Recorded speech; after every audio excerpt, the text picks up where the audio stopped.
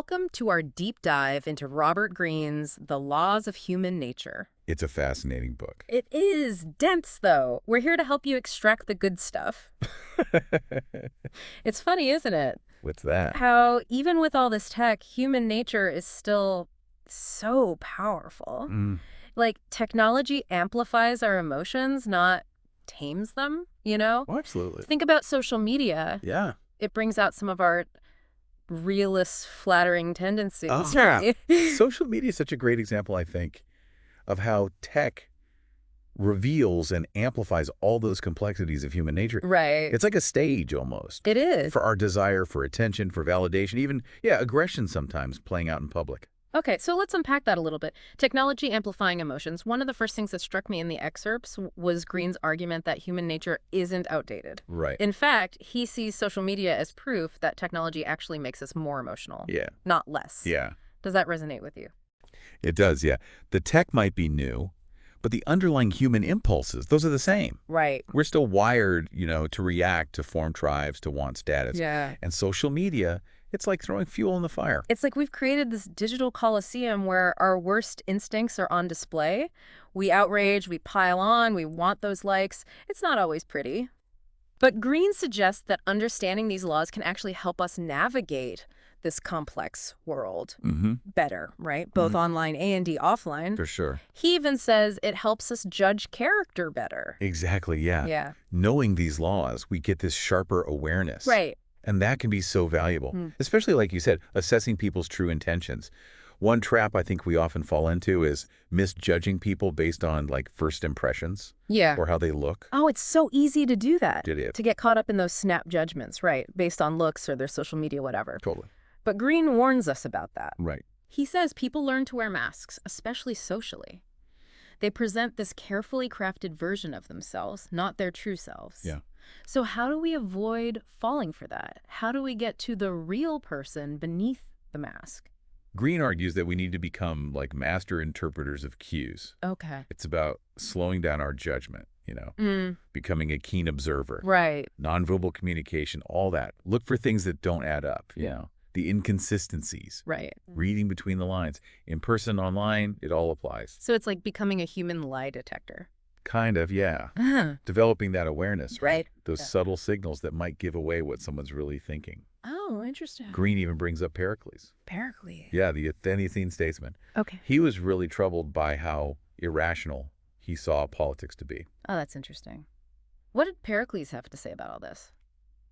He observed that even the most rational politicians were driven by emotions, like power, attention, money. Sounds familiar, right? That's right. Yeah, history repeating itself. And, Greene uses the 2008 financial crisis as another example. Right. How emotions can cloud judgment. Even in the most sophisticated minds, the allure of easy money, Oh, yeah. the fear of missing out, Right. powerful motivators, they can just override logic and common sense. Absolutely. Think about it. How many times have you seen someone make a decision that's clearly not in their best interest, Oh, too many times. but it's based on pure emotion? Right, right. So what did Pericles propose we do about this irrationality problem? He believed the human mind needs something to worship, like something higher to focus on. Okay. For some people, that's their ego or their family, nation, whatever. But Pericles, he championed nous. It's Greek. Okay. For mind or intelligence. He thought that was the force for meaning, order in the universe. So instead of being slaves to our emotions, we should be more like Pericles, more in tune with reason and intelligence. Exactly. And today, that's more important than ever. We're bombarded with information, pulled in so many directions. It's overwhelming. It is. Yeah. So cultivating that inner sense of focus, that clarity, Right. that's what can help us navigate all the chaos. That's such a valuable insight, especially in this digital age. It can feel so overwhelming sometimes. It can. So, okay, we've established human nature is powerful, often hidden. But how do we actually master these laws? That's where Greene's exploration of our emotional selves gets interesting. Okay. He dives into this split, our primal emotions, the ones we share with animals even, Right. and our more complex ones, shaped by language, social stuff. So we have these two sides to us constantly battling it out. Exactly. And that split often leads to miscommunication Mm-hmm. Misinterpretations, especially in relationships, like we're seeking different emotional languages. Right. You might express anger when you're actually hurt, Yeah. or someone's silent, and you take it as disapproval when really they're just thinking. Right, right. So these misinterpretations cause a lot of unnecessary conflict. A lot, yeah. It's easy to get caught up in that, isn't it? To react without fully understanding what's driving us It is. or what's driving the people around us. Right. So how do we bridge that gap? How do we become less reactive? Well, Greene has this three-step process for achieving, greater rationality. Okay. The first step is becoming aware of what he calls low-grade irrationality. Low-grade irrationality. Yeah. It's how our moods, our feelings, they subtly influence our thinking. Okay. Recognizing how our moods can create biases Right. that distort how we see things, Mhm. even when we think we're being rational. He gives some really interesting examples of these biases. He does, yeah. Like the appearance bias, judging people based on how they look. Right. It's like we're hardwired to trust attractive people, We are. even if there's no good reason to. Yeah. He uses the halo effect example. The halo effect, yeah. Associating good looks with trustworthiness. Especially, he says, with politicians. And that makes us vulnerable to manipulation. Oh, absolutely. And then there's the winner's curse. Sudden success makes us overconfident. Oh, yeah. We don't listen to warnings. Right. You see this with gamblers, business people during bubbles. Absolutely. They get caught up in that euphoria of winning, thinking they can't lose, Yeah. even when all the signs are there. It's like their judgment gets hijacked by the excitement. Right. But Greene doesn't stop there, does he? He also talks about how our split emotional selves lead us to project our negative emotions onto others. Right, yeah. Classic example, you have a bad day, then you take it out on like your partner or coworker. Yeah. They're not the real target, but you're projecting your own stuff. Right. But understanding that can help us step back and break the cycle. Exactly, yeah. That's why Greene emphasizes empathy, especially with difficult people. He uses Anton Chekhov. He had a really difficult father. But Chekhov, he chose to approach even the most unpleasant people with understanding, Okay. trying to see their backstories, motivations. So it's about choosing to see the humanity even when they're behaving badly. Yeah. So we've covered the low-grade irrationality. What about the second step in this process? So step 2 is understanding what Greene calls high-grade irrationality. Okay. This is when our emotions get inflamed, Okay. often because of stress, pressure, Yeah. and we become reactive. Judgment gets clouded. We make impulsive decisions. And that can lead to some pretty destructive stuff, right? Like road rage or just bad decisions in general. Oh, totally. In those moments, we're not thinking clearly. We're being driven by like those primal emotions, Yeah. a fight or flight response. Right. But instead of a physical threat, it's a traffic jam Right. or a disagreement with a coworker, Yeah. So how do we recognize that in ourselves before it escalates? Greene talks about detachment, Okay. stepping back from the intensity of the emotion, Right. viewing it more objectively, creating that mental space, Yeah. between what's happening and how you react. So it's about learning to pause. Yes. To breathe. Breathe. To question those initial assumptions before we react. Exactly, yeah. Like hitting pause on that emotional autopilot. And that brings us to the third step. Third step. Yep. Detachment. Cultivating your inner observer, the part of you that can step back from the drama, Right. see things with more clarity. So it's like becoming our own therapist almost. Observing without judgment, then making a conscious choice about how to respond. That feels crucial now with all the information, the stimulation. It is crucial. Learning to filter the noise, prioritize what matters, and make decisions that are good for the long term. Right. Not just our knee-jerk reaction. Exactly. So it's not about suppressing emotions entirely, No. but managing them. Exactly. Seeing them as information. Yes. Not letting them control us. You become more aware of how you work, and then you use that to make better choices about how you show up in the world. Okay, we've covered a lot. We have. Judging character, becoming more rational, recognizing those biases. But Greene doesn't stop there. He also dives into the darker side. Oh, yeah. Narcissism, the shadow self. Right, and this is where his stuff gets even more fascinating. Okay. He argues that a lot of us struggle with inadequacy deep down, feeling not good enough. And this can manifest in a lot of ways, including deep narcissism. And he even connects this to our obsession with social media. Oh, absolutely. We're constantly looking for validation, trying to fill that void with likes, Yeah. followers. Right, right. And what's fascinating is he suggests two types of empathy as antidotes to this. He does, yeah. Physical empathy and analytic empathy. So what is physical empathy? It's about mirroring, subtly imitating the other person's body language. Oh, okay. Building rapport. Okay. It creates a sense of connection, non-verbally. Like saying, I see you, I get you, Right. without actually saying it. Imitation is the sincerest form of flattery. Exactly. And then there's analytic empathy. Okay. This is about gathering information Okay. about the person's background, their motivations, like being a detective almost. Right. Piecing together their personality. Yes. And Greene has this compelling example with Stalin. Outwardly modest, but deep down, huge need for attention, control. It's like, still waters run deep. Sometimes the quietest people have the most going on internally. They do. Good reminder not to judge a book by its cover. Oh, absolutely. Yeah. And this ability to understand people, it's crucial for any relationship. Okay, so we've got narcissism, empathy. What about deception? Greene explores that too, right? It does, yeah. How those nonverbal cues can reveal hidden intentions, even when someone's trying to hide them. So it's about learning to spot the micro-expressions, those little glimpses of emotion. Exactly. He uses the example of the possessed nuns and the priest, Urbain Grandier, Oh, wow. accused of sorcery. Wild story. It is. Highlights how deception can play out in, the most unexpected ways. It's like the devil's in the details. It is. Sometimes those tiny cues are what reveal the biggest truths. So it's about paying attention to those details, both in their words and nonverbal communication. Absolutely. Mm-hmm. And being able to spot that deception, it's crucial, right, to protect yourself from manipulation. Yeah, To make informed decisions. especially in those high-stakes situations. Yeah, think about it. How many decisions do we make that are based on trust?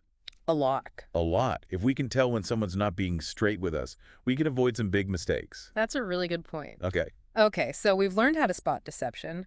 Now, how about using nonverbal communication to our advantage? The art of influence. Greene gets deep into that, Yeah. emphasizing genuine connections, validating others' feelings. He even uses this example of a nonverbal communication expert who was mute as a child. Oh, wow. Incredible story, turning a weakness into a strength. But how does that apply to someone like me who's not a nonverbal communication expert? One of the keys is paying attention to your own nonverbal cues. Okay. Think about your body language, your tone. Are you sending the message you intend to? Mm-hmm. Greene highlights how important it is to monitor those cues, not just to read other people, but to be aware of how we come across. So it's about being self-aware, using that to refine our communication, become more persuasive. Exactly. Okay, so we've covered a lot. Judging character, becoming more rational, spotting deception, using nonverbal cues. But Greene doesn't stop there, does he? He also talks about character itself. He does, yeah. Character is so important, he argues. It shapes our destiny. He stresses how important it is to recognize weak character in others, Right. even if they have other good qualities. Like someone intelligent, charming, but no integrity. They might succeed for a while, but it'll catch up to them eventually. Exactly. And Greene gives some inspiring examples of how character can be shaped, even transformed, Right. through conscious effort. Like Coco Chanel Oh, yes. overcame so much adversity, turned those hardships into incredible success. She did. She's amazing. She is. Her story shows that willpower, determination, those can help us get through anything. Yeah. And then there's what he calls the self-fulfilling dynamic. Okay. Believing in your own willpower can lead to positive outcomes. It's like whether you think you can or you think you can't, you're right. Exactly. Our beliefs about ourselves have a huge impact on how we behave. So it's not just about recognizing weak character in others, it's about building strong character in ourselves. Exactly. Okay, so we've got character. What about different attitudes toward life? How does Greene see that? He explores it in depth, yeah, highlighting how our attitudes color how we see things, how they influence our decision. He talks about the constricted attitude, the resentful attitude, the expansive attitude. Right, right. And he gives examples of how these play out. He does, yeah. One that stuck out to me was John Blunt. He was envious of this guy, John Law, and it led to the South Sea Bubble in England. Classic example of how negativity and resentment can lead to terrible decisions. Oh, yeah. financial ruin, the whole thing. It shows the power of our attitudes to shape our whole experience. Right. And Greene gives us some tips on cultivating a more positive outlook. He does. He says it's not about denying the negative emotions, but managing them, choosing to focus on the positive. So it's about recognizing those negative thoughts, but not letting them control us. Exactly. Okay, we've talked about character, attitudes. What about group dynamics? Greene goes into that too, right? Oh, he does, yeah. He talks about conformity, the dangers of that, and how we need independent thinking, especially in groups where there's pressure to go along. He uses the Cultural Revolution in China as an example, right, of the dangers of groupthink. Yes, exactly. A chilling reminder of how powerful that can be Yeah. and how we need to hold on to our critical thinking. Even when we're surrounded by people who agree with us. Exactly. He offers solutions too. He talks about developing group intelligence, Yeah. understanding the dynamics, keeping some mental distance even while fitting in. Right. It's that tricky balance. Belonging, but also being your own person. Being able to see things from the group side, but also stepping back to critically evaluate. It's like keep your friends close and your enemies closer. Exactly. You need both perspectives. And Greene talks about recognizing our tribalism too, right? Oh, yeah.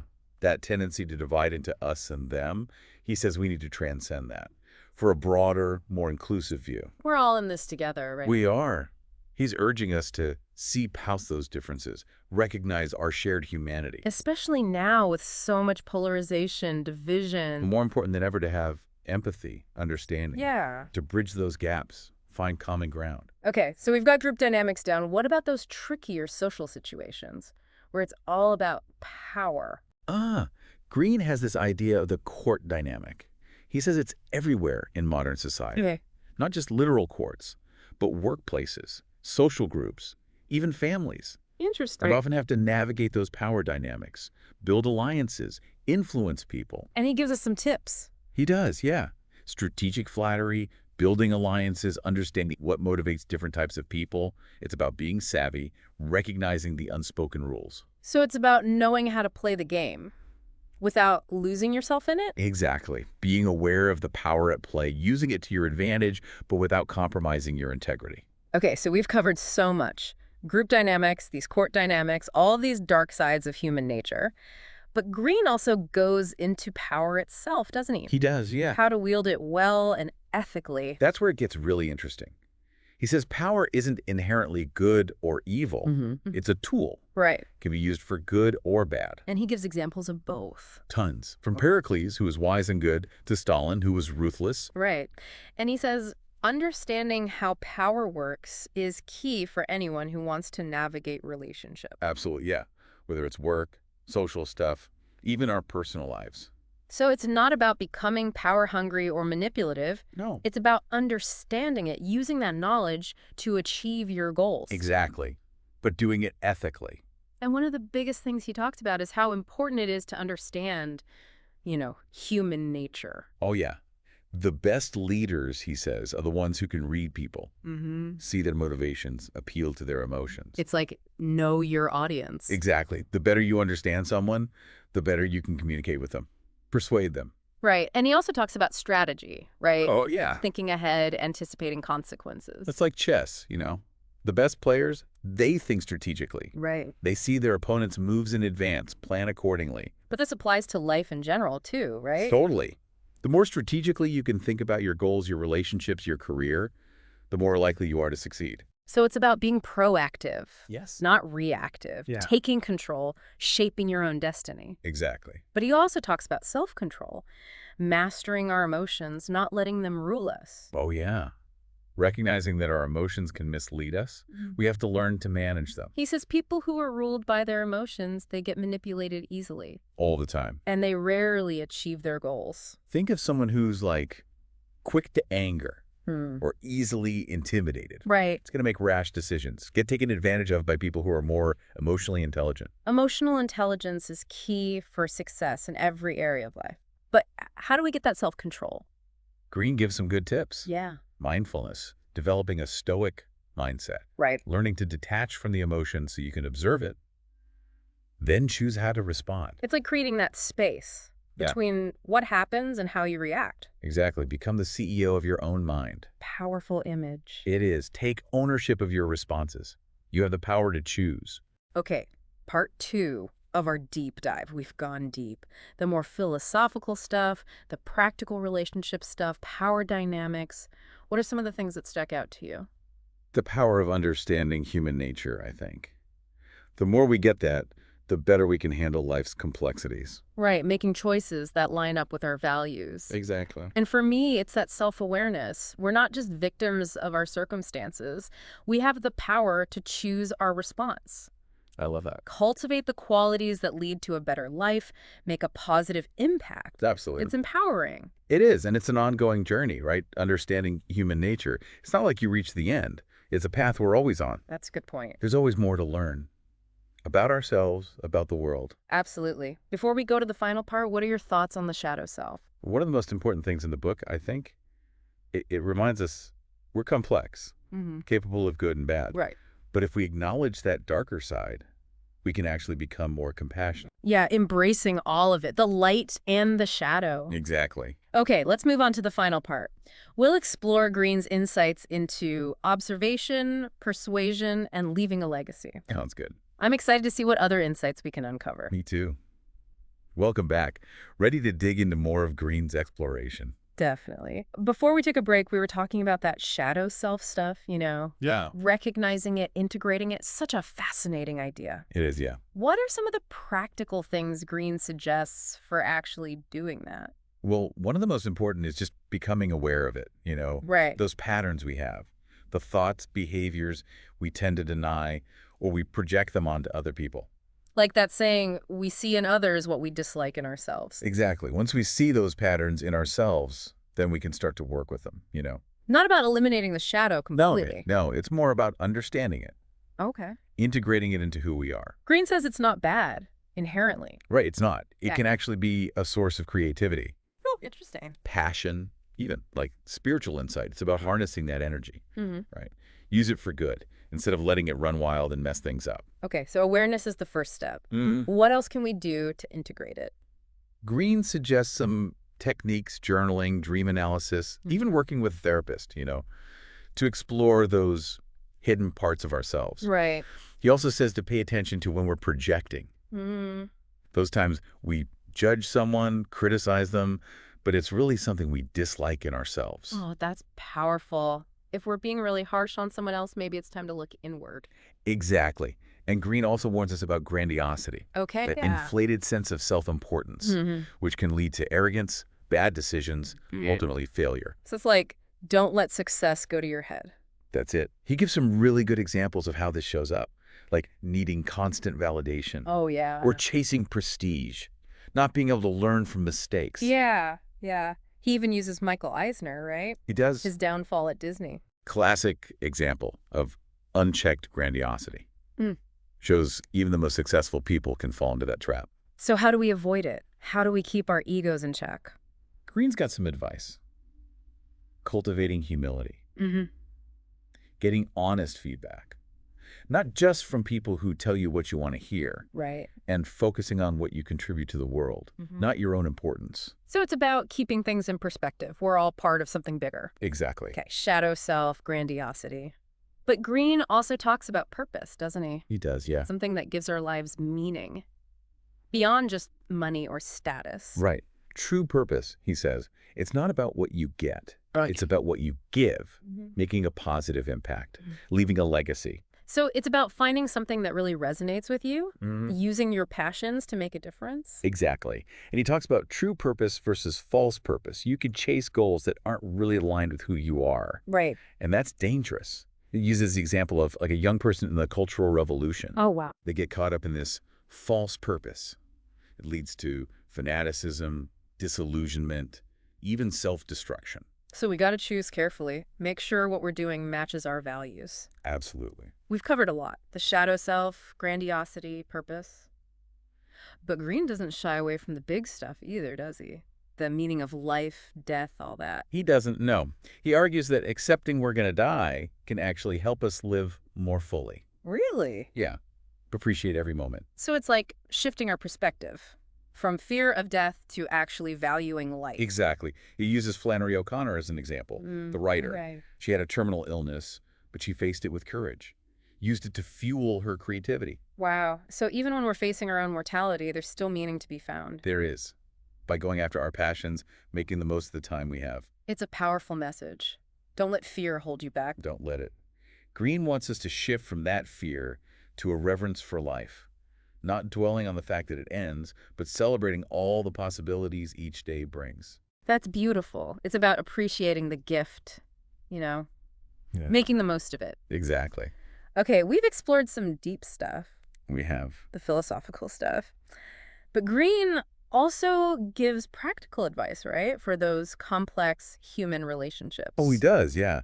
One of the most interesting parts of the book, I think, is how he looks at gender dynamics. Oh, I want to hear more about that. Okay, so Greene, he challenges those traditional gender roles. Okay. He says we all have masculine A&D, feminine energy. Right.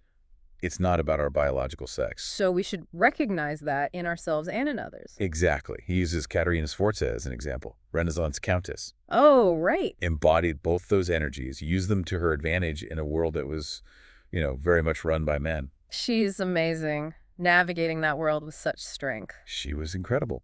Greene says we can all benefit from embracing both those sides. So it's about balance. Balance, yeah. Yeah. Integrating those energies, using them to create a life that's more, whole. Okay, gender dynamics. What about love? Greene highlights how love can bring out both our good A&D, bad sides. Right. It can make us the best version of ourselves, but it can also trigger those deep insecurities, fears. So powerful, it can lift you up or tear you down. Yeah, kind of. He talks about the anima and the animus, those archetypes, the masculine and feminine energies we project onto our partners, often without realizing it. Wow. And he uses the Shelleys, their romance, as an example. How that projection can lead to unrealistic expectations, disappointment, even self-sabotage. So we need to be aware of those projections, choosing partners for who they really are. Exactly. Not some idealized version. What about envy? That's a tough one. How does Greene deal with that? He highlights how destructive it is to our thinking, our behavior. It poisons relationships, makes us feel bad about ourselves, can even make us sabotage our own success. Wow. He uses the example of Mary Shelley and Jane Williams. Their friendship became so toxic because of envy. Yeah, envy can eat away at you. It can. But Greene gives some ways to overcome it, like cultivating gratitude, focusing on what's good in your own life. Right. Recognizing that everyone feels envy sometimes. It's normal. So shift the focus from what we lack to what we have. Exactly. And from comparing ourselves to appreciating our own unique strengths. We're all dealing with our own stuff, right? But we are. Okay, envy. What about grandiosity? Greene gives a lot of examples for that one, how it shows up. Chasing prestige, needing constant validation. Right. He uses Michael Eisner again, his time at Disney, shows how unchecked grandiosity leads to arrogance, bad choices, and then failure. Even the most successful people aren't immune. How do we avoid that? Keeping our egos in check. He says humility is key. Okay. Get honest feedback and focus on your contribution, not your importance. So stay grounded. Remember that true success is about hard work, being humble, learning from mistakes. Right. And remembering that there's something bigger than just us. Okay, shadow self, love, envy, grandiosity, purpose, death. We've covered it all. But what about how groups influence us? Greene talks about that, doesn't he? He does, yeah. How we're so easily swayed by the people around us. He uses the Cultural Revolution again to show how dangerous groupthink can be. People lose their sense of self, their morals, just get caught up in the crowd. Exactly. It's powerful stuff. Group dynamics. We got to hold on to our own critical thinking. Even when everyone's agreeing. Especially then. Yeah. But Greene does offer solutions, though. Good. He says it's about developing group intelligence, Okay. understanding how the group works, Yeah. keeping some mental distance, but still belonging. So being aware of their influence, but not letting it completely control you. That's it. Balancing belonging with being your own person. See their perspective, but also be able to step back, evaluate. Like keep your friends close, but your enemies closer. Got to understand both sides. Exactly. And Greene talks about our tribalism too, right? That us versus them mentality. Oh, yeah. He says we need to move beyond that. See things more broadly, more inclusively. We're all in this together kind of thing. That's it. He's pushing us to see past those differences, the things that divide us. Especially important now. It seems like everything's so polarized. It is. We need more empathy, more understanding, bridging the gaps, finding common ground. Okay, we've got group dynamics down. What about those situations where it's about power? Greene calls those the court dynamics. Yeah. He says they're all over modern society. Not just literal torts, though. Right. It's workplaces, social groups, even families. Interesting. We're constantly navigating those power relationships, building alliances, trying to influence others. And Greene gives us some tips for doing that well. He does. Strategic flattery, forming alliances, understanding different types of people and their motivations. It's being smart about those interactions, you know? So playing the game but not getting lost in it. Exactly. Being aware of the power dynamics, using that to your advantage, but staying true to yourself. Okay, so group dynamics, these court dynamics, we've covered a ton of ground. Yeah. But Greene also talks about power itself, doesn't he? He does. How to use it well, ethically. He says power isn't inherently good or evil. Right. It's a tool, you know. Okay. Depends how you use it. And he gives examples. Right. Tons. Leaders who use power well, like Pericles, and those who abused it, like Stalin. It's a reminder that we all have power in different ways. We do, and Greene says understanding it is essential. If you want to navigate relationships, whether it's at work, in your social life, or even just personally. So it's not about being power hungry or manipulative. No, it's about knowing how it works. Okay. Using that knowledge to achieve your goals, but doing it the right way. Ethically. Yeah. And one of the most important things he says about power is that you have to understand, human nature. Absolutely. He says the best leaders are the ones who can really read people, Right. see what motivates them, appeal to their emotions, their desires. Know your audience, right? Exactly. The better you understand someone, the better you can communicate with them, influence them. And he also talks about strategy, Mm-hmm. thinking ahead, seeing the consequences of your actions. Like chess, you said before. It is. But it applies to life, too. The more strategically you can think, the more likely you are to succeed. So being proactive instead of just reacting to things as they come up. Exactly. Taking control, shaping your own path. That's it. But he also talks about self-control, Okay. mastering your emotions, not letting them run the show. So recognizing that they can lead us astray sometimes. We need to manage them. Right. He says if you're ruled by your emotions, you're easily manipulated. Think of someone who's quick to anger or who gets intimidated easily. They make bad decisions. Yeah. They get taken advantage of by people who are more emotionally intelligent. Emotional intelligence is so important for anything you want to do in life. But how do we get better at that? The self-control part. Greene gives some tips. Practicing mindfulness. Okay. Developing a stoic mindset. Detaching from the emotion so you can see it clearly. Then you choose how you're going to react.